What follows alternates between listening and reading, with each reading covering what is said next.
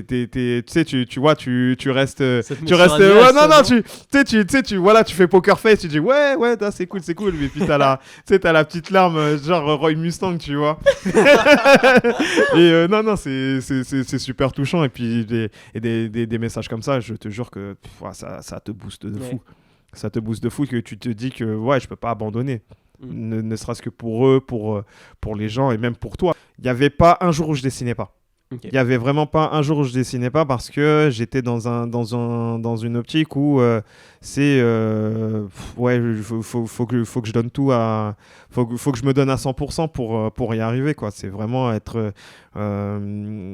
faut vraiment être têtu et avoir un mental d'acier. C'est que je m'en rends de plus en plus compte maintenant que tu vois que je suis en train de développer mon prochain manga, c'est que le mental c'est voire 70 voire 80% de ce que tu fais quand tu travailles, en fait. C'est que tant que tu as le mental, tu peux tout faire, en fait.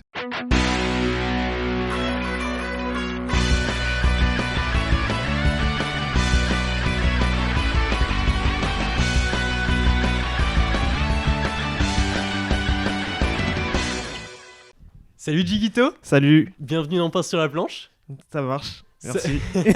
Merci pour l'invitation. Bah, ça me fait trop plaisir. On est à Place Tanoshi. Comme pour l'épisode précédent, on est accueilli par Nabil, donc on est grave content. Comment tu vas ? Bah moi, écoute, ça va super. Hein. Je reviens tout juste de Art to Play Nantes. Et là, tu m'as invité pour le podcast. Et moi, je suis chaud. Donc, merci pour l'invitation. Et puis, j'espère qu'on va passer un bon moment avec les auditeurs et avec toi. Mais ça va être fou. C'était comment Art to Play ? Ah, c'était génial. C'était la première fois que je faisais le festival.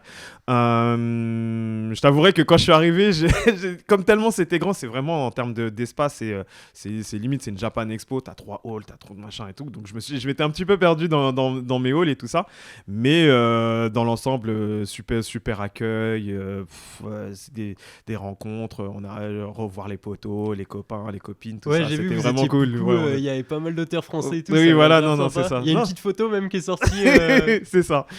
On a revu le frérot, on a revu Chef Otaku, on a pas mal d'auteurs, Nicolas David, tout ça, Barnabé, les youtubeurs, Mademoiselle Soso, tout ça, toute la clique, quoi. C'était cool. Bah, Chef Otaku, je pense qu'on sera peut-être amené à en parler un petit peu après parce que vous avez fait un petit projet ensemble qui est assez sympa, donc on en parlera peut-être un peu. Ouais. Mais avant ça, Jigito, est-ce que tu peux nous parler de toi, d'où tu viens, qui est-ce que tu es ? Alors, la légende. Okay. La légende de Jigito. La légende de Jigito. je m'appelle. En fait, mon prénom c'est Jiggy. Et donc je suis illustrateur, mangaka, prof. Justement, je travaille, j'en fais mon métier. Et en gros, je dessine depuis tout petit, en fait. C'est que quand on est petit, tu vois, tu tiens ton crayon, tu machin, et il y en a qui s'arrêtent, et moi, j'ai jamais lâché, en fait. Et moi, mes kiffs, ce que j'aimais bien, c'était vraiment de dessiner les dessins animés que je regardais à la télé. Tortue Ninja. Voilà, Tortue Ninja, Simpson, Dragon Ball. Voilà, je suis dans cette génération-là. Et après, je suis vraiment rentré dans tout ce qui est manga, Bleach, Naruto, One Piece. Et Dragon Ball. Dragon Ball, forcément, c'est la porte d'entrée. C'est le vigile à l'entrée. C'est le vigile. Son Goku, c'est le vigile à l'entrée. Il dit vas-y, rentre et tout, machin. Et puis, j'ai eu une grosse période comics pendant mes années collège, lycée, tout ça. Et en parallèle de ça, il y a un truc que j'aimais bien faire, c'était de faire des caricatures.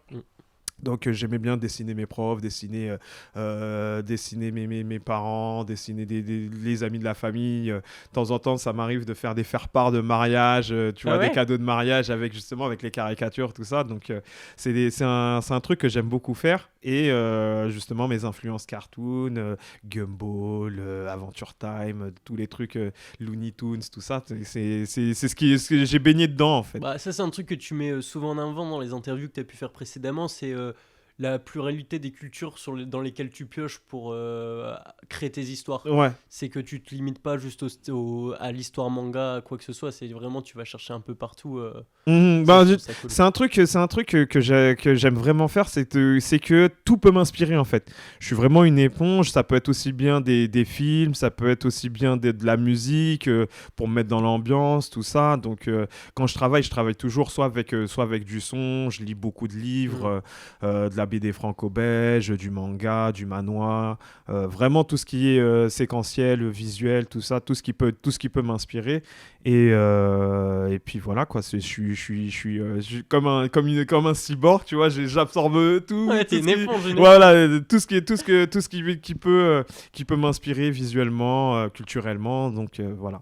Ok, incroyable. Et après ça, t'as fait ton collège-lycée. Après, ouais. T'es parti sur un BTS orienté compta, si je dis ouais, pas. Voilà, c'est ça. J'ai un truc à rien à voir. J'ai fait de la compta. Et à la fin de mon BTS, j'en avais marre.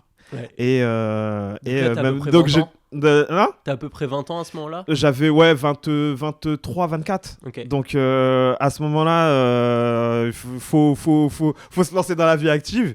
Et je disais justement à ma mère, maintenant que j'ai fait de la compta, ça va me servir pour compter mon argent et puis je vais me lancer à fond dans tout ce qui est tout ce qui est artistique, tout ça. Donc ça a été charbonner les concours. Dès qu'il y avait un concours sur internet, balancer du fan art, être présent sur plein de salons, tout ça. Donc c'est comme ça que petit à petit j'ai fait des rencontres, rencontrer les auteurs, rencontrer des professionnels du métier pour savoir un petit peu où t'en es, parce que pour le coup j'ai jamais pris de cours de dessin, donc je suis vraiment autodidacte. Voilà, tu sais, c'est comme en termes d'entraînement, c'est vraiment, tu sais, je le vois comme un shonen, tu sais, tu vas t'isoler dans la montagne et puis tu vas faire des pompes sur une main, sur deux mains, sur les ongles avec un caillou derrière, tu vois. Donc c'est vraiment. Et toi, c'était quoi ton entraînement un peu alors moi, le truc, c'est que je m'entraînais beaucoup à. Moi, ce que j'aimais bien faire, c'était vraiment reprendre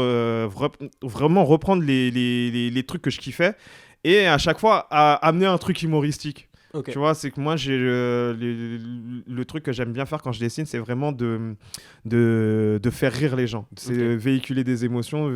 Moi, c'est vraiment... quand je faisais des caricatures, par exemple des profs, des trucs comme ça, c'était un truc que j'aimais. C'est pas pour te moquer, c'est vraiment pour... C'est pour rigoler ensemble, tu vois, c'est pas on rigole de quelqu'un, c'est vraiment on passe un beau moment visuellement sur un truc, et moi c'est vraiment un truc que j'aime bien faire, de faire rire les gens, tu vois, un peu comme un mec qui fait un one-man show, tout ça. Bah moi, ce serait faire un one-man show, mais à travers des dessins, tu vois. Okay. Donc voilà. Et ça se ressent d'ailleurs dans par exemple Akimbo ou Team Pride, qui sont très drôles. Ouais, c'est très ça. Efficaces, très drôles. Ok, donc là tu passes tes entraînements sous la cascade. C'est ça, voilà, avec l'eau froide, tout ça, machin. Et par rapport à ces concours, je sais qu'il t'est arrivé certaines choses. Par exemple, je sais que sur le dernier tome de Naruto, t'avais envoyé un dessin. Oui. Quand même. Ouais, c'était en fait, j'avais fait un concours, c'était pour la sortie du dernier chapitre de Naruto dans la prépublication dans le Shonen Jump, et la Shueisha avait organisé un concours international pour fêter la fin de Naruto, tout ça. Et donc j'ai participé au concours. Et j'ai fait partie justement comme ça un concours international avec les Américains, la Corée, tout ça. J'ai participé à ça et je suis arrivé dans les 10 premiers du concours avec un petit mot de Masashi Kishimoto sensei qui m'a félicité pour la cover et tout ça. Donc c'était faire une cover un peu fictive du dernier chapitre de Naruto. Tu devais être comme un gosse. Ah, mais j'étais comme un fou parce que Naruto, ça a été pour moi, c'est ce que je kiffe dans cette œuvre, c'est que non seulement c'est vraiment c'est ce que je retrouvais des trucs que je kiffais dans Dragon Ball, parce que vraiment quand Dragon Ball c'est fini, il y avait, tu ressens un vide et tout ça, tu te dis mais il y aura plus jamais d'œuvre comme ça, tout ça. Et ce que j'ai kiffé, c'est que Naruto est arrivé à un moment où je commençais à me construire psychologiquement en termes d'ado, tout ça. Et ce que je kiffais ce que je kiffe toujours dans Naruto, c'est vraiment le côté ok, c'est un shonen, il y a de l'aventure, il y a de la bagarre, il y a des ninjas, il y a des trucs, il y a des pouvoirs et tout, mais t'as le côté aussi psychologie du personnage. Et ça, c'est un truc que j'ai vraiment kiffé parce que ça donnait de la profondeur. T'as des thèmes très récurrents, genre l'abandon, le côté la famille, tout ça, que j'ai vraiment kiffé. Et ça donnait vraiment vraiment une sorte de thérapie à travers avec plusieurs personnages, tu vois. Ouais, je suis d'accord, c'est très fort dans Naruto. Je sais pas si tu es d'accord avec moi, mais souvent, il y a ce problème sur des mangas français quand ils sont signés, c'est qu'ils doivent faire leur histoire en 3 tomes, parce qu'ils signent pour 3 tomes, donc, tu vois, en intrigue, etc. Et du coup, ça laisse pas forcément le temps de développer un personnage. Mais il y a pas longtemps, je me suis pris cette réflexion de me dire, mais quand tu regardes Naruto tome 3, c'est quoi? Ils se battent contre Zabuza. T'as déjà la relation Naruto-Sasuke qui est folle, t'as déjà le passé de Naruto, enfin, je sais pas, il y a... Non, c'est ça qui est très très fort, c'est que dès le départ, on t'oppose le truc. C'est que premier chapitre, on te dit voilà, tac, voilà, Naruto, il est comme ça, machin, tatati. Tac, après, on t'introduit Sakura, Sasuke, voilà, les objectifs de chacun, avec le sensei, et voilà, tome 3, tac, comme tu disais, Zabuza, pour te dire la vie de ninja, c'est dur, tu vois. Ouais, c'est et direct, ça te prend au sérieux, en fait. Parce que t'avais le côté léger avec les entraînements, le truc... tout ça et ça c'est ce que j'ai, et c'est un truc que j'aime dans les mangas, c'est que vraiment plus j'en fais et plus je me dis que vraiment il faut que le personnage te parle aux gens, en fait, que ça soit même en bien ou en mal, mais à un moment donné il faut que tu aies de l'empathie et que tu comprennes un petit peu son schéma de pensée, en fait. Et ça, c'est un truc que je trouve super important. Au-delà même du chara design, tout ça, c'est vraiment le côté psychologique qui m'intéresse. Le fond avant la forme. Voilà, c'est ça. Et ça s'est traduit... parce que tu l'as pas dit, mais tu es l'auteur de Akimbo, Marie Kim Pride. C'est ça. Et de... de Dirty Cosmos, j'étais le Dirty Cosmos, voilà, je suis à l'illustration avec Chef Otaku. On a sorti 3 volumes, on a encore 2 volumes. Pour le coup, on va les sortir les 2 en même temps, j'espère très prochainement. Parce qu'on est deux, tu vois, lui il a son webtoon et moi pareil aussi, on a chacun nos projets, donc on essaye de manager, de s'organiser par rapport à ça. Et donc oui, par rapport à mes 2 mangas que j'ai sortis, par exemple Marie Kim Pride, pour le coup c'est vraiment le premier manga où je me suis lancé vraiment en format avec le sens de lecture japonais, avec le code narratif des mangas, de manière générale. Et le truc, c'est que quand j'ai réfléchi ce projet, faire une comédie romantique, c'est pas un truc que j'en lis très peu, en fait. Ouais, voilà, toi t'es plus à la baston, tout voilà, ça. Tu vois, moi je suis très shonen, très seinen, et le truc c'est que j'arrivais à une période de ma vie où il y avait en même temps tous mes potes qui se mariaient, il y avait des potes qui avaient vécu des ruptures, des divorces. Moi, à ce moment-là, niveau sentimental, c'était un petit peu tumultueux, et j'avais envie de condenser cette période, ce moment-là de ma vie avec les expériences de mon entourage pour raconter cette histoire. Et grâce à ça, maintenant, je me suis dit que j'avais envie tiens, moi qui lisais jamais très peu de comédies romantiques, je me suis dit, je vais m'intéresser à tout ce qui se fait, tu vois. Et je trouve ça assez marrant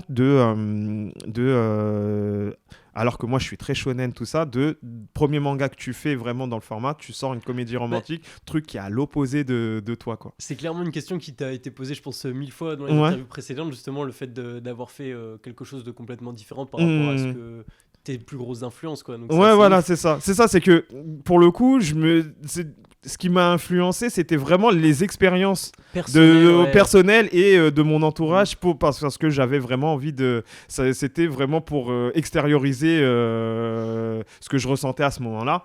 Et du coup, ça m'a beaucoup aidé personnellement. Et même, j'ai eu pas mal de retours de gens qui étaient grave touchés par l'histoire. Et c'était vraiment cool. Parce que ça... Est-ce que tu peux expliquer un peu la manière dont tu traduis ces choses-là qui peuvent arriver dans le quotidien, qui arrivent à tes potes, qui t'arrivent à toi? Comment tu l'as traduit dans Mary Kim Pride? Parce que je pense que ça passe à travers les personnages, mais c'est quoi ta réflexion Alors le truc, c'est que pour le projet de Mary Kim Pride, je vais faire rapidement le pitch de Mary Kim Pride pour ceux qui connaissent pas qui voudraient découvrir le manga. Donc en gros, l'histoire, c'est dans un western un peu fantasy avec le mélange des humains et des animaux. On retrouve en fait l'héroïne qui s'appelle Marie, qui a qu'un objectif en tête, c'est d'arriver à l'heure à son mariage. Et le truc, c'est que en chemin, elle se fait attaquer par deux bandits qui sont un petit peu maladroits et un petit peu bébêtes, qui ont leur monture qui tombe malade. Et elle, Marie, veut sauver le cheval, mais arriver à l'heure à son mariage. Et donc, dans ce truc-là, comme c'est un one-shot, donc il faut très vite... faut très vite poser tes personnages. Donc, dans la manière de... Comment j'ai conceptualisé Mary Kim Pride, c'est que le thème du mariage, c'était un truc que je voulais aborder. Et donc, pour le coup, quand j'ai voulu faire le design de Marie, il fallait que je voulais la faire tout le temps en robe de mariée parce qu'elle incarnait, elle était le personnage qui allait porter ce thème-là du mariage, de l'engagement, de tout ça. Et suite à cela, il va lui arriver plusieurs aventures. Elle va arriver en ville, il va y avoir des petites mésaventures comme ça qui vont essayer de ralentir un petit peu sa destination. Et par rapport à ça, elle se questionne sur ses sentiments, sur l'engagement autour des différents personnages qu'elle rencontre, tout ça. Donc, quand j'ai vraiment conceptualisé ça, c'était vraiment de se demander quelles sont les raisons qui font qu'on est prêt à tout pour quand on est amoureux, en fait. Et donc, c'était vraiment partir sur cette problématique-là et de la développer à travers des personnages. Donc, il y a un côté un peu plus léger où tu as les bandits qui, eux, ils sont vraiment... ils sont à l'ouest. Donc, tu vas voir eux, ils sont vraiment... nous, ce qu'on veut, c'est juste... faire notre argent et puis l'amour, de toute façon on connaît pas, ça sert à rien, quand on a faim on n'a pas le temps de tomber amoureux, tu vois. Donc j'ai partir là-dessus et donc voilà, c'était à chaque fois prendre un personnage qui va incarner une facette, une facette du fait de tomber amoureux, en fait. Et ça se traduit à travers divers personnages qu'on rencontre au fur et à mesure du one-shot. C'est ça. Et c'est quelque chose que tu as fait aussi sur Akimbo, mais sur un autre thème. Et il y a un truc que j'ai trouvé assez fort, c'est que tu abordes... en gros, Akimbo, c'est assez marrant, c'est qui Akimbo? C'est un rappeur. Enfin, je pense que tu le présentes mieux que moi. Alors donc Akimbo, pour le coup, c'est pareil, c'est un autre one shot dans le même univers que Mary Kim Pride, donc mon manga précédent. Et Akimbo, c'est l'histoire de Nancy, qui est une petite fille de la ville qui a gagné en fait un concours sur internet. Donc c'est un western mais avec des téléphones, ils ont Twitch, ils ont Instagram. Le truc n'a aucun sens, tu vois. Mais ça pose aucun problème. Enfin, tu te dis pas en mode c'est pas normal, c'est un western et tout, c'est ancré dans l'histoire et on l'accepte totalement. D'accord. Et donc voilà, donc l'idée c'était pour le pitch, c'est que Nancy, elle va gagner son concours sur internet et elle va passer 24 heures avec Akimbo, qui est un natif américain qui fait du rap. Et le truc, c'est que dans sa tribu, le fait qu'il fasse du rap, il y en a une partie de la tribu qui vont valider et une autre partie qui vont se dire que il se sert de notre culture pour son business, tout ça, donc moyen cool, tu vois. Et Nancy elle va, comme elle est extérieure à tout ça, elle va assister à la dernière date de la tournée d'Akimbo qui se passe dans le campement de sa tribu. Et donc, elle va être au milieu de tout ça, elle va essayer de comprendre parce que Akimbo, à ses yeux, a une importance très importante pour elle. Et donc, elle va subir un petit peu les guerres de clans, des règlements de compte, il y a la presse qui s'en mêle, il y a les chasseurs de primes, tout ça. Donc, il y a pas mal de choses qui font que Akimbo a beaucoup de responsabilités au sein même de sa tribu et indirectement, il y a des dommages collatéraux, en fait, par rapport à ça. Et donc, dans Akimbo, en termes de thème que je voulais aborder, c'était vraiment la responsabilité d'un artiste au sein de sa communauté. Donc, le côté aussi, la réalité de ce qu'on dit à la presse et la réalité du terrain à travers Nancy, qui, elle est mieux placée pour savoir parce qu'elle va suivre Akimbo pendant 24 heures. Et justement, partir là-dessus sur est-ce que quand tu es artiste, est-ce que tu as une responsabilité dans ce que tu crées aussi. Est-ce que tu as cherché à dénoncer aussi Peut-être pas dénoncer, mais c'est vrai que pour le coup, c'était une période où vraiment, tu vois, je traînais beaucoup sur Twitter et t'avais une dichotomie entre ce que te dit la presse en continu et ce que tu vois avec des randoms qui filment avec leur téléphone, ce qui se passe vraiment, quoi. Les mecs qui sont au cœur du terrain, qui voient qui te montrent les choses telles qu'elles sont, en fait, et pas telles qu'on te le fait sous-entendre, tu vois. Et donc j'avais vraiment envie de raconter ça, et puis même pour moi, je me disais qu'il y avait moyen de comment dirais-je, d'allier ça avec le côté artistique, parce que je pense que quand on est artiste, on véhicule des émotions, mais aussi tu peux changer des vies de par ton art, en fait. Par exemple, je sais que, tu vois, par exemple, moi, comme je te disais, je suis rentré avec Dragon Ball. Je sais que s'il n'y avait pas eu les mangas dans ma vie, peut-être que je serais parti dans la délinquance ou des trucs comme ça. Et je sais que quand tu as une passion, ça peut des gens qui t'inspirent, tout ça, ça peut influencer ta vie, ça peut influencer ton jugement, ça peut même, tu vois, en termes de style graphique, tu vois, ça peut t'influencer en termes de dessin, ça peut t'influencer même en termes de musique, de vision de la chose. Donc j'avais envie de raconter ça à travers Akimbo, en fait. Je pense que c'est super bien fait. Et tu soulèves un point qui est assez cool, le fait que t'inspires que tu été inspiré par des personnes. Et aujourd'hui, est-ce que tu sens pas que tu as aussi ce rôle d'inspirer les gens? Et je pense que tu le traduis par deux manières qui sont, premièrement, je pense que tu as des personnes qui viennent te voir en dédicace, tout ça. Ça se passe comment? Les dédicaces, c'est vraiment cool, parce que c'est le fait d'être en contact avec les gens qui te suivent depuis longtemps, de rencontrer des nouvelles personnes, d'échanger, de partager, tout ça. Pour le coup, c'est vraiment cool, le fait que t'as des gens qui me connaissent pas, donc forcément ils vont découvrir, et t'en as d'autres qui me suivent depuis longtemps, donc c'est le moyen de mettre des visages à des pseudos, de pas mal échanger, pourquoi pas, si je peux ne serait-ce que les guider.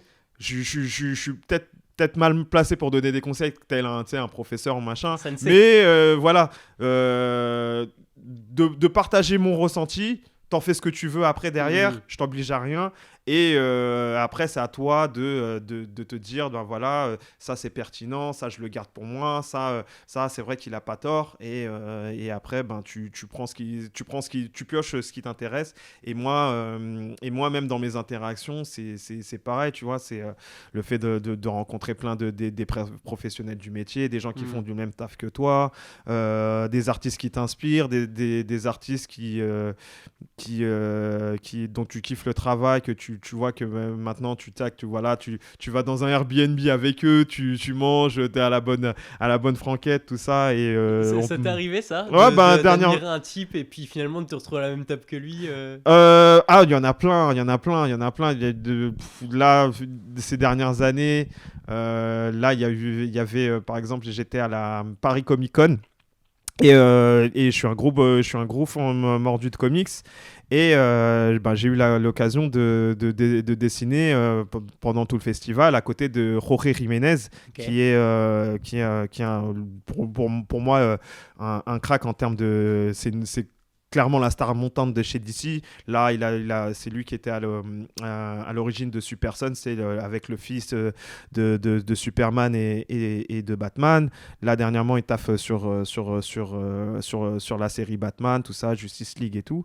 Et comme il est d'origine espagnole et en plus il travaille il travaille avec les DC, donc aux États-Unis, tout ça. Le fait que tu vois que un auteur comme ça, que on se met avec la barrière de la langue, on se met à parler My Hero Academia, de Dragon Ball Z Broly, c'est juste un truc de fou, tu vois. Et puis là dernièrement, j'avais fait Japanior avec toute la team du manga français. Il y avait Renaud Le Maire, il y avait Roro, Géraud, que je salue, tout le monde, Ziad, plein de mangaka, Anemine, tout ça.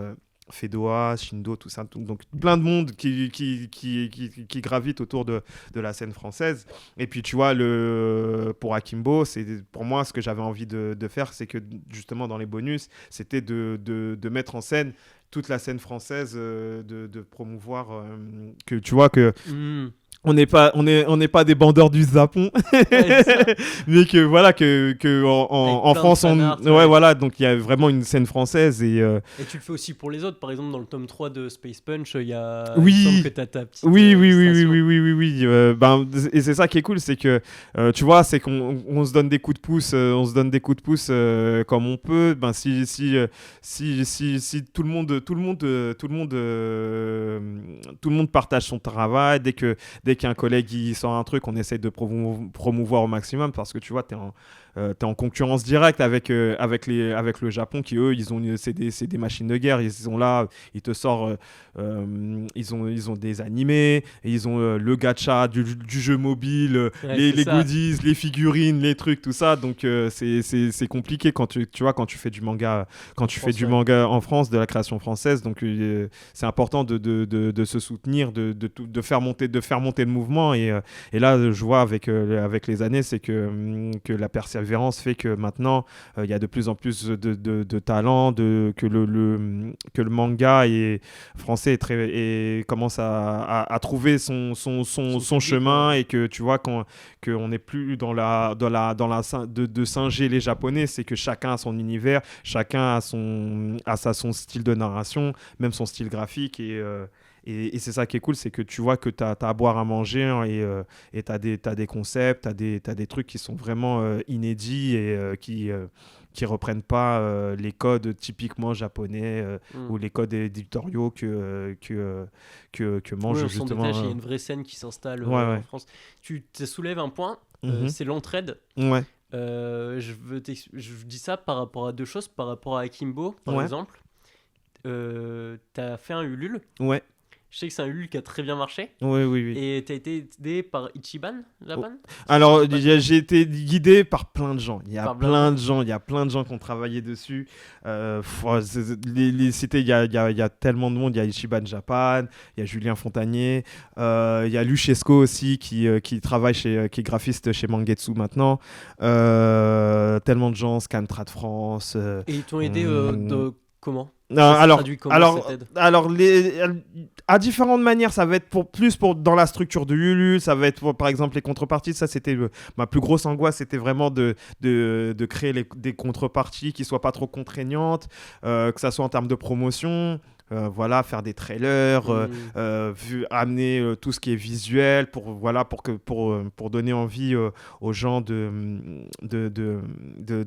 lire mon manga, tout simplement. Et puis en plus, il faut qu'il soit accessible à tout le monde. Donc du coup, la team Scantrad France m'a beaucoup aidé là-dessus pour pouvoir mettre mon manga en ligne. Et pour oui, voilà, c'est ça. T'as l'équivalent du premier chapitre disponible gratuitement pour voilà, tu lis, tu te fais ton avis, et puis après, libre à toi si tu veux soutenir le projet et tout ça. Donc après, il y a eu j'ai pas mal d'interviews, que ça soit dans les médias, les influenceurs et tout ça, donc qui ont beaucoup relayé, qu'on fait, vraiment, ce qui est cool, c'est que le fait d'être en auto-publication, j'ai fait le taf à mon échelle d'un éditeur de manga, quoi. Mais ça c'est que tu fais tous les aspects, tu fais la com, tu fais la distribution, tu fais aussi tout ce qui est impression, donc c'est ça. C'est beaucoup d'aspects à gérer.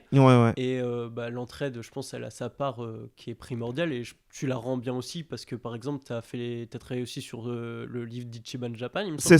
C'est ça. J'ai enchaîné tout de suite après. Okay. Le truc, c'est que avec Ichiban Japan, on était quand j'ai commencé à Kimbo, lui il était sur son projet aussi de livre, donc on se lançait tous les deux dans cette aventure là. Et le truc, c'est que ce qui est cool avec ce projet-là de Ichiban Japan, donc de 72 saisons du Japon, son livre illustré, c'est qu'il a illustré des photos, il y a des poèmes, il y a pas mal de choses super complètes, tout ça par rapport aux saisons du Japon.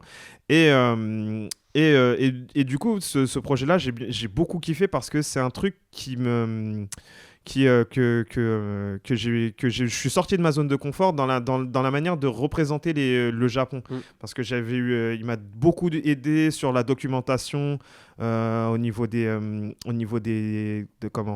tout ce qui est les décors, les saisons, les coutumes, tout ça. Et donc à travers ça, j'ai pu justement m'enrichir visuellement, et en même temps m'enrichir culturellement. Donc comme j'avais fait pas mal j'ai passé pas mal de temps avec lui, que quand j'étais au Japon directement là-bas, donc on a découvert des trucs, et donc moi, dès qu'il m'a lancé là-dessus, et direct j'avais des odeurs, j'avais des Ah ouais, donc t'as été au Japon pour t'imprégner et tout. J'étais y allé 2 ans avant, donc en 2018. Et quand il m'a dit tiens, tu te rappelles qu'on avait fait ça, tiens, je voudrais telle ambiance pour tel truc. Et donc ça m'a amené à dessiner beaucoup de décors, à dessiner beaucoup d'ambiances différentes culturellement, et c'était un vrai kiff, quoi. T'avais pris des croquis quand t'étais au Japon? J'avais mon petit sketchbook acheté au 100 yen shop. Donc voilà, donc je griffonnais des trucs, et ça m'arrivait de griffonner des trucs que je kiffais, des statues, des ambiances dans le métro, tout ça. Donc ça a pu t'aider, ça, pour l'illustration sur le livre? Ouais, carrément. C'est un truc qui m'a beaucoup aidé, et qui m'a même en termes visuellement, qui m'a donné pas mal d'inspiration pour la suite. Et là j'ai envie de justement mettre l'accent là-dessus sur dans mes prochaines œuvres, en fait. Ça m'a vraiment saucé, et puis j'ai gagné de l'assurance dans mon style de dessin, dans mes décors et tout ça. Ok, parce que là tu dis que ça t'inspire pour les prochains projets que tu peux avoir. Je sais que sur un live, il me semble que c'était avec Mochi... le cri du Mochi. Oui, avec Caro. Sur un 3e one shot. Oui, c'est ça. C'est toujours d'actualité. C'est toujours d'actualité. Là, je commence à écrire les personnages. Alors l'idée, c'était de reprendre toujours le même, tu vois, reprendre le concept un peu d'univers partagé, un petit peu de Jigitoverse. C'est-à-dire ça on en a pas parlé, mais toutes les œuvres de Jigito, elles se passent dans le même univers pour l'instant. Voilà, c'est ça. Avec des personnages qui peuvent être récurrents, et ça rajoute un peu un effet comique. Voilà, c'est un peu comme JoJo's Bizarre Adventure. C'est-à-dire que tu vas retrouver le même délire, mais tu peux lire les histoires, les one-shots, pour le coup, séparément. Tu vas pas être perdu, tu vas pas manquer des rêves, des trucs comme ça. Et là, le prochain projet là, sur lequel je suis en train de travailler, ça se passerait dans un casino. Et l'idée, ce serait, pour le coup, comme je te disais, revenir sur le truc, un côté plus psychologique, Et ce serait un truc où genre tu suivrais 3 personnages qui ont des addictions différentes. Et l'idée, c'est que chaque personnage qui n'ont rien à voir ensemble se retrouve dans ce casino. Donc ça se passera dans un casino. Et le casino centraliserait un petit peu toutes leurs addictions. Dans la problématique de mon prochain projet, ce serait de savoir comment tu deviens addict à quelque chose et comment tu peux vaincre tes addictions. Donc, tu en aurais un qui serait accro au sexe, tu en aurais un qui serait accro aux jeux d'argent, à tout ce qui est alcool, les drogues, tout ça. Et un autre qui serait accro à tout ce qui est, tu vois, l'influence, le pouvoir, l'ascendant psychologique, tout ça. Et ça, comment tu fais pour te préparer à écrire ce genre de choses? C'est gros travail de recherche avant? Ouais, là en ce moment, je me la tue sur YouTube. Je regarde beaucoup de conférences, même de comptes rendus de psychanalyse, de tout ça. Donc, je suis vraiment plongé là-dessus. Et ouais, ça va être des documents, ça va être des films, ça va être des livres. J'ai pas mal d'amis qui bossent dans le milieu hospitalier qui m'expliquent un petit peu les différentes expériences qu'ils ont eues par rapport à toutes ces thématiques des addictions et tout ça. Et c'est enrichissant. C'est vraiment enrichissant. C'est assez ouf parce que là, tu vas piocher dans quelque chose qui n'est pas forcément dans ta référence première. Ouais. Dans le sens où beaucoup d'auteurs, ils écrivent un peu leur histoire par rapport à ce qu'ils ont pu lire, ce qui les inspire, etc. Alors que toi, tu vas chercher un thème et à partir de ce thème-là, tu vas essayer de trouver les informations dont tu as besoin pour écrire une histoire, pour véhiculer un message. Enfin, je veux dire, il y a un travail de recherche qui est conséquent et je trouve que ça demande beaucoup de taf, même pour Akimbo. C'était un truc où vraiment j'ai regardé pas mal de films, m'intéresser à la culture native américaine et en plus j'ai trouvé que justement dans la culture native qu'il y avait beaucoup de similitudes avec la culture africaine. C'est que vraiment t'as le délire de tribu, t'as des traditions, t'as même tu vois, les plumes, les peintures, les costumes, la peinture sur le visage, tout a une signification en fait. Et j'ai trouvé qu'il y avait beaucoup de similarités avec justement la culture africaine. Okay. Et là pour le coup, pour le prochain projet, c'était tu vois, moi-même je suis addict à ça peut être à la bouffe, à la malbouffe ou des trucs comme ça. Donc j'avais envie de parler d'addiction. Que ça soit même addiction au sport, addiction à plein de choses. Donc, on est tous addicts de quelque chose. Et le truc, c'est de savoir est-ce que tu peux t'en débarrasser. Est-ce qu'il y a comment ça vient ce genre de bonne ou de mauvaise habitude et de savoir un petit peu vraiment psychologiquement qu'est-ce qui peut te faire changer et qu'est-ce qui peut te faire soit basculer ou soit te faire t'en sortir par rapport à ça. Et toi, ça t'impacte? Les recherches que tu fais, ça t'impacte? Dans le sens où tu dis, peut-être j'ai cette addiction-là je comprends des choses, je comprends des trucs et là, je commence vraiment c'est vrai que ça m'apporte pas mal de choses personnellement aussi. Mais j'arrive à vraiment me plonger sur différents styles de personnalité et je comprends et je peux comprendre un petit peu les raisons qui font qu'ils sont addicts à telle ou telle chose et le chemin psychologique pour la thérapie, tout ça.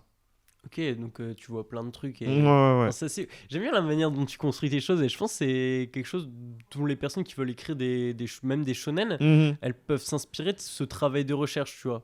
C'est pour être pertinent en fait. Parce qu'un mec, par exemple, si tu fais un truc, il faut que tu fasses un truc où que tu maîtrises un peu le sujet. Et en même temps, il faut que ça te parle aussi. Donc en même temps, comme ça, tu auras ta vision du truc et en même temps, tu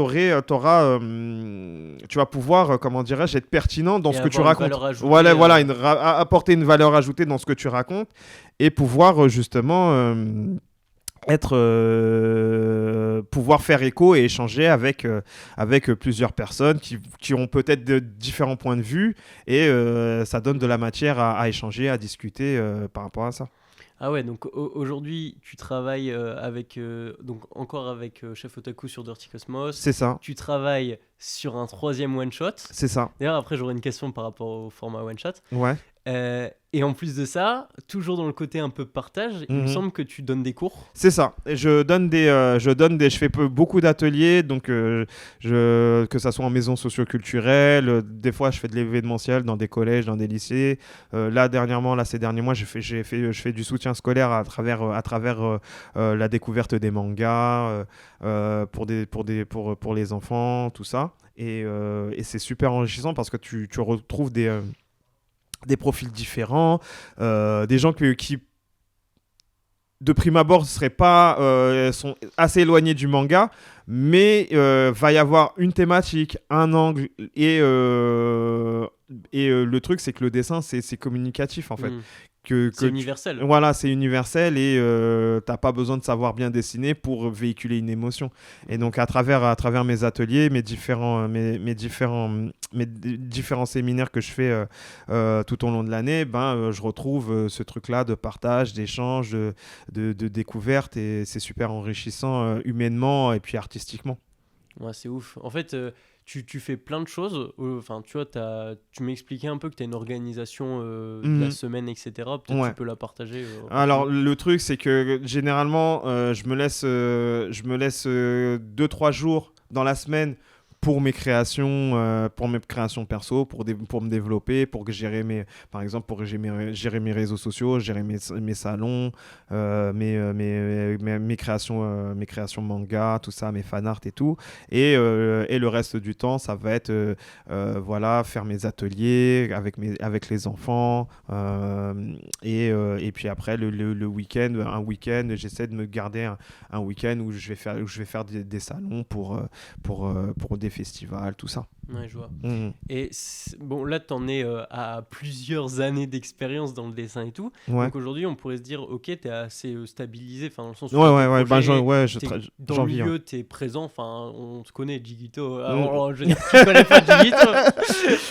C'est gentil. Non, on connaît Jigito, mais il y a un truc qui peut peut-être intéresser ceux qui nous écoutent, c'est... quand tu débutes, c'est pas comme ça. Je veux dire, tu viens de finir ton BTS, tu dis à tes parents concrètement, moi je veux faire du dessin, mais t'as pas encore forcément de réseau. Ouais, c'est ça. C'est en faisant moi mon réseau, ça a pris du temps pour le construire. Pour le coup, c'était vraiment faire un maximum de concours, faire en sorte que tu sois le plus productif, le plus lisible, visible possible. Et c'est de la rigueur, c'est comme un sport, hein. Plus tu vas être rigoureux, plus tu vas répéter les choses, tu vas comment dirais-je, proposer des choses qui te touchent, des choses qui parlent à un maximum de gens, donc fédérer pour pouvoir ensuite proposer ton univers et partager des choses qui sont beaucoup plus perso en fait. Et au début, tu te mettais déjà un planning quand tu as commencé, on revient au Jigito qui a genre 25 ans, et tu te disais déjà, vas-y, tel jour je fais des dessins, tel jour je travaille pour les concours, tel jour je travaille mon anatomie. Toujours. J'étais toujours dans ce truc-là que il n'y avait pas un jour où je dessinais pas.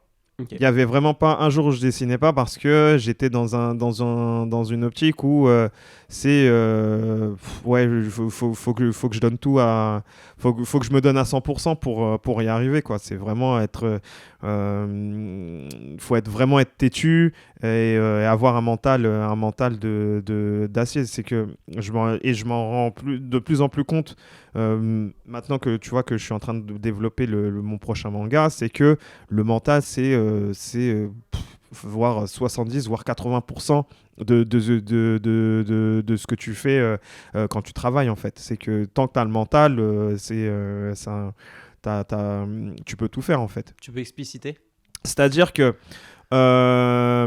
quand tu travailles, c'est-à-dire que quand tu travailles, tu vas avoir des moments où tu vas être plus ouais, je le sens pas, je me vois pas faire ça, ce genre de choses, mais c'est en discutant, tu vois, c'est en regardant ce qui se fait, tu vas ouvrir des livres, tu vas te documenter, tu sais, il te faut aussi des moments de pause où tu sais, pas tout le temps, tu sais, laisser ton cerveau un petit peu s'aérer, respirer, aller au cinéma, aller voir des expos, écouter de la musique, voir des potes, tout ça, tu vois. Ouais, voilà, non, c'est ça. Et après, et un truc que je kiffe, par exemple, quand il y a des ateliers ou des conventions, c'est que tu rencontres des gens qui ont la même passion que toi, ou qui ont des passions différentes. Tu découvres des mecs de la photo, qui font de la danse, des trucs comme ça. Et au final, tu te retrouves, même si c'est pas la même discipline, mais tu te retrouves, comme on est tous humains, tu te retrouves dans leur parcours, dans leur gamberge. Et donc, finalement, c'est que quand tu reviens sur ta table et tout ça, ou sur ta tablette et tout ça, et ben, t'as qu'une envie, c'est de ouais, putain, ça m'a saucé, je veux tout donner, et que j'ai pas le droit de me reposer, en fait. Je peux pas, il faut que je me déchire et que je me donne à fond pour obtenir des résultats, parce que si tu fais rien, il va rien se passer, en fait. En fait, tu trouves ton inspiration dans les gens que tu côtoies. Voilà, c'est ça. C'est beau, ça. C'est ça. Esprit shonen. C'est ça. Voilà. Les rivaux. Voilà, les rivaux, tout ça, on va participer à des tournois, et puis c'est que, tu vois, c'est ça, c'est que le fait de toujours avancer, de compter sur soi, et de faire grandir ce truc-là, c'est super important, et c'est super gratifiant, parce que derrière, tu peux non seulement t'épanouir psychologiquement, et puis professionnellement, et puis derrière, ben, tu vois, tu t'inspires des gens, et c'est super cool. T'as déjà eu des messages comme ça de personnes qui se confient un peu à toi en disant bah ça m'a inspiré ce que t'as fait Bah, pas ce week-end. Week-end, j'ai eu pas mal de gens qui sont passés me voir à mon stand, que je les salue, qui ils se reconnaîtront. Et le fait que tu as des gens qui me suivent depuis longtemps, qui me disent ouais, je me rappelle quand tu avais fait ce perso-là, tout ça, machin, et tout. Et non, tu sais, tu vois, tu restes. Tu fais poker face, tu dis ouais, c'est cool. Mais puis t'as la petite larme, genre Roy Mustang, tu vois. Et non, c'est super touchant, et puis des messages comme ça, je te jure que ça te booste de fou. Ça te booste de fou, que tu te dis que ouais, je peux pas abandonner, ne serait-ce que pour eux, pour les gens, et même pour toi, tu vois. Parce que tu t'es déjà dit je vais arrêter, ou... Bah après, c'était vraiment c'était peut-être au tout début, tu vois, quand tu dois tout faire, en fait, parce que tu as la pression sociale, tu as tes potes qui justement t'as tes potes qui se marient, commencent à gagner de l'argent, l'autre il est propriétaire, toi tu es là, tu es encore dans ta chambre, machin, faire des mangas, des machins, des trucs, tu te dis bon, voilà quoi, tu vois. C'est pas ouf, mais tu vois, le temps a donné raison, en fait, et je suis grave content de ce que je fais aujourd'hui, et si c'était à refaire, je le referais, y a pas de souci. Ouais, aujourd'hui t'es épanoui dans ce que tu fais, tu kiffes, et tu voilà, c'est ça, je me réveille, j'ai pas de pression, je suis heureux, franchement, je suis heureux dans ma vie, dans tout ce que je fais. C'est cool, et puis tu vois, en plus on enregistre un podcast, c'est dans des trucs comme ça que tu vois que j'adore ce que je fais, et j'essaye de faire en sorte de kiffer, en fait, tu vois. C'est comme on en a parlé un petit peu en off, c'est que tant que tu as le kiff, la motivation elle vient toute seule, voilà, elle suit tout de suite. C'est ça, parce que comme tu disais, c'est un truc qui m'a fait percuter, parce que je dessine un peu aussi, et tu m'as fait percuter avec un truc de se dire, tu dessines quelque chose que tu kiffes, et là tu vas te rendre compte d'un défaut, Et c'est pour ça que tu vas aller travailler l'anatomie. Parce que c'est pour ça que tu vas aller travailler tes valeurs, etc. C'est pour te dire, ce que je kiffe, je veux lui rendre vraiment hommage. Et... Voilà, tu vas essayer, c'est toi-même, tu vas... je pense que tous les autodidactes, ont ce truc-là de... une fois qu'ils ont compris leurs points forts, eh ben, ils vont travailler sur sur les points faibles ou essayer de soit perfectionner là où ils sont forts, mais d'équilibrer en fait, de trouver un équilibre. Et donc dans ce truc-là, t'as cette démarche de t'améliorer, de comprendre qu'est-ce qui fonctionne chez tel auteur, qu'est-ce qui fonctionne pas chez moi, pour t'améliorer et devenir un peu plus sophistiqué dans ta manière d'aborder les choses graphiquement ou narrativement. Carrément. Et ça m'amène à une question on revient un peu sur les sujets, on fait une petite boucle en arrière. Par rapport au format one-shot. À l'époque où tu as sorti Maritime Pride, tu avais dit dans une interview que c'était un peu ta carte de visite. Pour aller proposer éventuellement à des maisons d'édition quoi que ce soit. Aujourd'hui, tu continues à travailler en one-shot.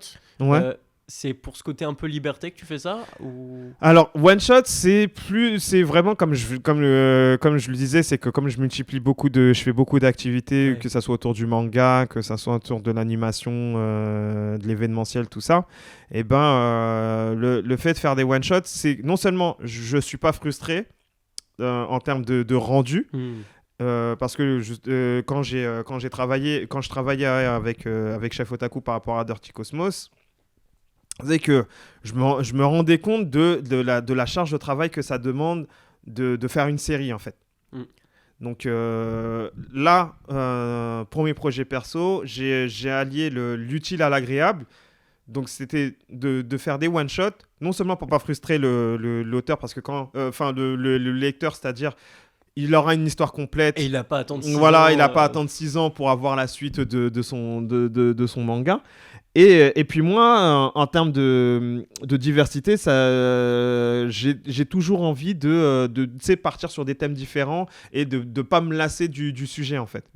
Et donc à chaque fois, c'est une manière de me renouveler en termes de thématique, en termes de design et en termes de narration en fait. Et ce qui est marrant, c'est que c'est des one-shots, c'est clair, c'est sûr et certain. Mais le fait que ça soit dans le même univers, ça pourrait presque s'apparenter à une série avec différents épisodes de cette série, tu vois, un peu comme, je sais pas, j'ai pas d'exemple qui me vient en tête, mais tu vois, tous les Simpsons, les épisodes, ils sont indépendants les uns des autres. Même si tes personnages y changent, c'est le même univers et tout, donc ça se rapproche quand même un peu. Tu vois, il y a des séries comme JoJo's Bizarre Adventure où tu vois, ça se fait en partie, où tu as des trucs genre à la Black Mirror où tu vas retrouver une thématique qui est récurrente dans les épisodes, mais ça va être des personnages différents. Et c'est un truc qui me parle plus parce que comme ça, je peux brasser large en termes de sujets et puis être beaucoup plus créatif dans les thèmes et dans les choses que j'aimerais traiter dans mes prochaines œuvres. Et donc tu parlais de Dirty Cosmos avec Chef Otaku, qui est une autre de tes facettes. Est-ce que cette histoire, elle t'a apporté une visibilité? Parce que Chef Otaku est quand même beaucoup suivi. Est-ce que toi, ça t'a... dans ton côté artistique, ça t'a permis aussi de passer un cap? Ouais, je te cache pas que la visibilité du Chef Otaku, c'est toujours un plus. Hein. Et ce qui est cool, c'est que par rapport à ça, c'est que non seulement avec Chef, j'ai découvert que j'étais capable de faire ce genre d'histoire parce que, comme je te disais, j'aime beaucoup les comics. Et quand Chef Otaku m'a contacté pour sur ce projet, c'est des comics que j'ai l'habitude de lire, mais que je vais pas destiner d'instinct en fait. Donc c'est un truc qui m'a demandé beaucoup de sortir de ma zone de confort, comme je te disais tout à l'heure, et de travailler sur les spécificités du comics, de retravailler mon graphisme, de vraiment sortir ma zone de confort, refaire tout un parcours. Voilà, c'est ça, de me structurer et de pouvoir proposer un truc qui soit à mi-chemin entre ce que je sais faire et ce qui se fait dans le domaine, dans ce qu'il recherchait. Et ce qui est cool avec Chef, c'est que comme c'est quelqu'un qui dessine, qui est avec qui on discute, tu vois, c'est pas genre, voilà, il te fait les planches. Ouais. Ouais, voilà, c'est pas genre, voilà, je te file le scénar, tu te débrouilles avec. C'est quand il y a vraiment un partage, un échange. C'est vraiment un kiff de artistique, tu vois. En plus que humainement, Chef, c'est le frère, quoi. C'est un bro. Il fait le fou en vidéo, il fait le mec condescendant, tout ça. Mais dans la vie de tous les jours, c'est une... oh là là, c'est une crème. C'est vraiment le bro, quoi. Vraiment le bro. C'est tout un mythe. Non, mais pour le coup, il est vraiment investi. Il est très pertinent. C'est quelqu'un qui réfléchit beaucoup. Il a vraiment une intelligence d'écriture, tout ça. C'est vraiment et tu vois, et c'est... Tu vois, en faisant Dirty Cosmos, c'est là où je me suis dit, mais attends, vu comment il gamberge son truc, mais je pense que je pense être prêt pour justement lancer mon projet solo en parallèle de Dirty Cosmos. Ouais, ça a été l'escalier qui t'a permis sur ton étage. Voilà, c'est ça. Ça, c'est stylé. Ouais. C'est grave stylé. Voilà, Dirty Cosmos m'a débloqué dans la réalisation de me dire que attends, mais toi aussi tu peux avoir cette rigueur dans l'écriture, dans la narration et partir sur des projets vraiment typés manga comme que tu peux trouver au Japon, quoi. Est-ce que c'était en quelle année Dirty Cosmos ? Dirty Cosmos, on a commencé en 2000, que je dise pas de bêtises, c'était 2016, okay. Donc jusqu'à 2018. Ok. Et là, il nous reste encore deux volumes. Ouais. Donc, dès le départ, on s'était fixé 5 volumes. Et c'est ça qui, justement, lui aussi, de son côté, forcément, il a fait son webtoon, il avait envie de partir là-dessus. Voilà, Arena, lisez Arena, c'est vraiment sympa. Et donc, c'est ça qui est cool, c'est qu'on en discutait ce week-end à Nantes, c'est que chacun a trouvé son épanouissement dans ses projets perso, en fait. Et c'est ça qui est vraiment cool, que le côté de voilà, on s'entraide, on se partage des choses, on échange tout ça, et puis et derrière ça nous enrichit pour pouvoir justement upgrader nos projets perso, quoi. Ouais, c'est trop bien. Et tu l'as rencontré grâce au fan art ? Ouais, grâce au fan art. Donc j'avais fait un... non, à chaque fois c'est les fan art qui me fait faire les rencontres. Là, Chef, pour le coup, c'était il passait à une convention à côté de chez moi. Et donc je lui ai fait un petit fan art, on a échangé tout le week-end. C'était à Nanterre. Okay. Et convention à Nanterre, et on a passé tout le week-end ensemble, on a rigolé, on s'est vite liés d'amitié et tout ça. Et à ce moment-là, lui, il était en train de retravailler, de rebooter son projet, tu vois, un peu comme dans les comics, ils ont tendance à rebooter leurs super-héros, leurs trucs et tout. Et lui, il était dans ce schéma-là. Et en discutant, machin, il m'a proposé ce truc-là. Et puis moi, je me suis dit, moi, j'adore ce genre d'histoire, mais j'ai jamais eu l'occasion de dessiner. Donc, viens, montre-moi un petit peu. Et puis moi, je te propose des trucs. Et puis, on se lance là-dedans, quoi. Ouais, c'est ça. Et en plus, travailler avec toi, je pense que c'est vraiment... pas parce que tu es illustrateur, mais c'est pour travailler avec Jigito, dans le sens où tu as quand même une patte graphique qui est très forte. Ouais. Je veux dire... Enfin, il y a des gens comme ça qui... Tu vois le dessin, t'as pas de doute. Tu sais qui c'est. Ok. Et toi, je pense, tu le sais que t'as une patte graphique qui est assez spéciale.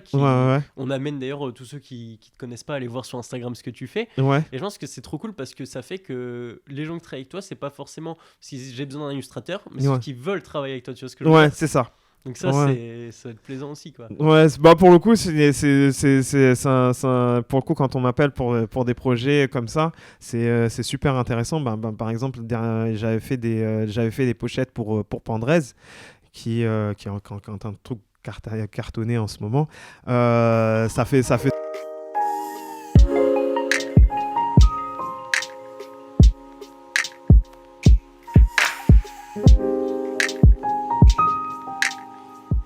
super plaisir parce que pour le coup, sa musique me parle et en même temps, il y a une bonne alchimie avec sa musique, quoi. Donc quand on m'appelle sur des projets comme ça, c'est vraiment kiffant, quoi. Ouais. D'avoir une symbiose graphique, que ça soit ou visuel ou littéraire, c'est génial. Ben, je pense que ça va être les deux choses que je vais retenir de cet épisode, ça va être les fanarts et l'échange. Ouais, c'est ça. Dans l'échange. Voilà. Et du coup, ça m'amène à mes deux questions classico-classiques du podcast que je pose à chaque invité. D'accord. La première, c'est quoi tes lectures du moment ou tes lectures de manière générale que tu conseilles? Ça peut dater d'il y a, je dis du moment, et ça peut dater d'il y a 10 ans. Quelque chose ça peut être une ou plusieurs lectures que tu conseilles, ou vidéo, enfin peu importe, quelque chose à consommer. Alors, quelque chose à consommer, alors, il y a 2 mangas que j'aurais kiffé écrire. C'est Mob Psycho 100. Mob Psycho 100 et The One, parce que je trouve c'est typiquement le style d'histoire que je kiffe, parce que t'as le côté tranche de vie, t'as le côté rigolo. Regen, c'est dans mon top 5 des meilleurs persos, tout manga confondu. Alors que pourtant non, c'est une fraude, tu vois. C'est une fraude. Mais c'est une fraude, mais il est toujours bienveillant. Tu sais, c'est lui il va essayer il va monter des anarques, mais c'est plus un moyen un moyen de survie plus que pour nuire aux autres, en fait. Tu vois. C'est que la relation avec Mob, elle est incroyable. Les Mob, l'ado, il est trop bien écrit, en fait. Et je trouve qu'il prend encore plus de place dans la saison 3, tu vois. Ouais. D'ailleurs, je suis à jour là sur l'animé, et puis c'est juste incroyable. C'est la manière de comment Mob est écrit, c'est que je me suis reconnu dans lui, tu sais, quand j'étais au collège, des trucs comme ça. Tu sais, c'est des petits moments de vie où à un moment tu commences à il y a un épisode où justement il commence à prendre de l'assurance parce qu'il y a des filles qui le regardent et tout ça, tu vois, avec le menton du Giga Chad et tout ça. Et c'est un truc, tu vois, que c'est un truc tout con qui m'a fait rigoler, mais qui est, tu vois, visuellement c'est couillon, mais c'est psychologiquement c'est un truc effectivement, ouais, tu vois, que tu passes par ce truc là. Et donc Mob, c'est un des mangas que j'aurais kiffé écrire. Et dans le même style, il y a Spy Family. Tout un chacun cache une facette de lui-même. À ses amis, son amant, et même sa famille. Spy Family, c'est pareil. T'as le côté tranche de vie. T'as le côté rigolo avec Anya, machin, les relations familiales qui tout ça. Et t'as le côté espion, machin. Et quand c'est badass, et ben c'est super badass, en fait. Et t'as le côté un petit... Et moi, c'est ça que j'aime bien dans ces 2 mangas-là, c'est que t'as le côté... On passe un beau moment, en fait. Quand tu regardes, tu sais, c'est pas prise de tête, tu vois, c'est pas un truc où... tu te poses, c'est comme si tu buvais un petit chocolat, un petit truc, et tu lis ton truc, tu fermes ta lecture ou tu fermes ton épisode, t'as la pêche, t'as envie t'es bien, en fait. Et je trouve que c'est ce qui est fort qui m'importe presque le plus maintenant dans une histoire que le côté épique, c'est ce côté du quotidien qui devient intéressant, même si c'est un quotidien ultra banal, l'auteur il arrive à le rendre intéressant. Je trouve que c'est la force de beaucoup de très bons mangas. En France, on pourrait parler de Dreamland, je trouve, quand ils sont dans la réalité, c'est incroyable, c'est incroyable. Dreamland, c'est notre One Piece à nous. C'est notre One Piece à nous, c'est que Renaud, il a réussi à gérer les tracas du quotidien tout en gardant la richesse du monde des rêves, avec des combats badass, des persos super charismatiques, des thèmes de fond qui sont super pertinents, et ça c'est génial aussi. Ça. Et je trouve quand ils sont dans la réalité, ça permet vraiment d'ancrer cet attachement au personnage. Et je veux dire, il y a tu te dis pas vas-y c'est plus cool quand ils sont dans le monde des rêves, non, c'est genre cool tout le temps. C'est cool tout le temps. Donc, et ça génial. Pareil, hein, tu vois, même je reprends pour refaire un petit coucou au frérot Tony Valente sur son manga Radiant, c'est que tu vois, il va prendre tu vois, un côté fantasy avec tout ce qui est côté magie, tout ça, mais derrière il va te parler de racisme, il va te parler de ségrégation, il va te parler et très tôt, et moi c'est des thèmes qui me parlent, et tu vois, et c'est des et en même temps, il te rend le truc vraiment onirique, stylé, mais pertinent. Et c'est ça qui est cool avec le manga français, que tu as plein d'œuvres. Je pense par exemple à Space Punch, je pense à Reaper. Je pense à Silence aussi qui va bientôt sortir là chez Kana, Sweet Concrete, tous les frérots, tout ça, Green Mechanic, c'est que ils ont tous leur univers, et c'est que ils vont partir sur un truc de base, et en même temps apporter une réflexion qui est super pertinente et qui est propre au code que tu vas retrouver dans notre contemporain, dans notre vie quotidienne, et tu as toujours des leçons à prendre, des expériences de vie qui vont t'enrichir qui vont t'enrichir spirituellement, et ça c'est cool. Ah, mais je suis totalement d'accord. Grosse dédicace à tous les noms que tu viens de citer. À tout le monde. Je pense à Christophe Cointeau aussi, qui va arriver très très fort avec son manga sur le MMA aussi. Donc tous les gens que je croise en convention. Je pense à un frérot qui s'appelle Melfis aussi, qui m'a beaucoup aidé sur la découverte de tout ce qui est manoir. Lui aussi, c'est un grand artiste qui travaille sur son manga. Donc il y a pas mal de choses. La scène française, vraiment, soyez curieux, lisez de tout. Ne vous contentez pas que du manga japonais, ou vraiment lisez de tout, même des romans, lisez des livres, allez au cinéma, regardez des films, revoyez vos classiques. C'est pour être créatif et pour pouvoir vous sortir du lot. C'est que la meilleure façon par exemple, c'est une question qui me revient souvent, c'est comment je fais pour faire un manga qui se démarque. C'est que en fait, tu peux partir sur un concept de base. Tu vois, par exemple, je pense à un Fujimoto qui va faire une parodie de shonen, tu vois, avec Chainsaw Man, où tu pars sur un plot de base, de chasseur de démons, et derrière, il ramène sa personnalité, il ramène son délire, et ça fait que personne te ressemble en fait. Et le fait d'amener ton expérience personnelle, l'expérience de ton entourage, des gens qui t'entourent, ou même des choses que tu étudies au fur et à mesure que les années avancent, et c'est ça qui va faire que ton manga sera différent des autres, parce que ton expérience personnelle, ta vision des choses va faire que le manga va être différent. Ouais, carrément. En parlant de Fujimoto, beau masque. Ah, c'est gentil, c'est gentil. Et là, t'as presque cassé ma dernière question, en fait. Ouais. Parce que, tu peux t'en contenter d'ailleurs, mais ma dernière question, c'est généralement, c'est quoi ton conseil pour les auditeurs ? Ouais. Là, tu viens de nous en donner un super beau. Ouais. Donc, tu peux t'en contenter. Moi, ça m'irait très bien. D'accord. Mais c'est ça, c'est vraiment cultiver votre différence, et n'oubliez pas de kiffer, quoi. C'est vraiment le truc pour vraiment aller loin dans la vie, c'est de toujours avoir ce truc-là du kiff. Je te jure que le kiff, tu peux faire n'importe quoi tant que t'as ton objectif, et tu sais que ça en vaut la peine, tu vas te donner les moyens. J'ai l'impression de faire du développement personnel. Ça en fait du développement personnel. Mais ouais, c'est super important. C'était un très beau mot de la fin. Merci. Je te remercie, Jigito. C'était Merci, un plaisir Charles, de t'avoir dans Pain sur la planche. Merci beaucoup. Et puis j'espère à bientôt. À très très vite. Merci beaucoup. Top. À plus. C'était énorme à la fin. Voilà. Oh, le coach.